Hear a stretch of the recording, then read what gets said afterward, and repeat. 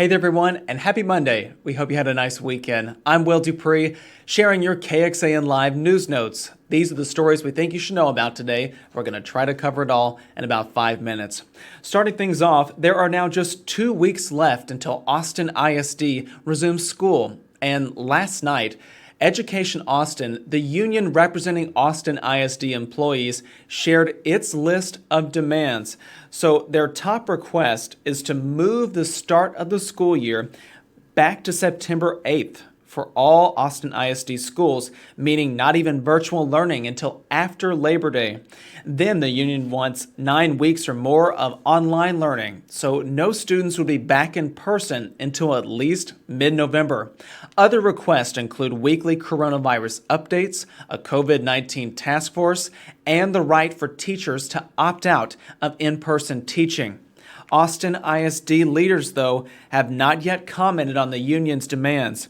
The current plan is for the school year to start virtually on August 18th, with in-person classes starting on September 8th. However, that schedule is not yet finalized. Meanwhile, the district's lone finalist for the new superintendent position will get to introduce herself to the community in an upcoming series of live virtual conversations. The Board of Trustees named Dr. Stephanie Elizalde the lone finalist after a vote last month. They can officially hire her once the mandatory waiting period ends on August 11th. The district says this week's conversations will let her share information about herself and her vision. The first live conversation will take place tomorrow between Elizalde and the Board of Trustees president. The next 2 will be virtual meet and greets focused on academics, leadership, culture, and equity. They'll stream each of these chats on AISD TV and on Facebook. Now, Austin's Public Safety Commission will receive a briefing on an increase in domestic violence reports during the pandemic.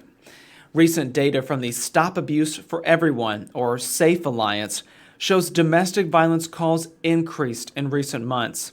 It says the SAFE line saw a nearly 25% increase between March through June in comparison to the same time last year. The hotline connects those experiencing any type of violence or abuse to someone who can help provide resources and an escape plan. The increase implies that more people are experiencing domestic violence and abuse during the pandemic as people spend more time at home. Today marks 1 year since a gunman opened fire at a Walmart in El Paso, injuring many and killing 23 people. The city held an all-day drive-through memorial on Sunday. 23 lifelike sculptures representing each of the shooting victims are now displayed at the memorial. The florist who created it says each one is covered in moss and dried flowers, which represent eternal growth, life, and death.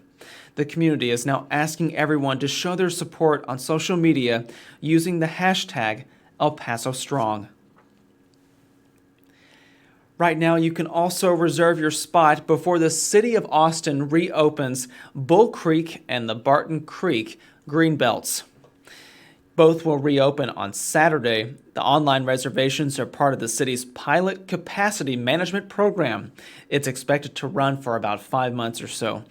You'll need to make a reservation if you plan on visiting Thursday through Sunday.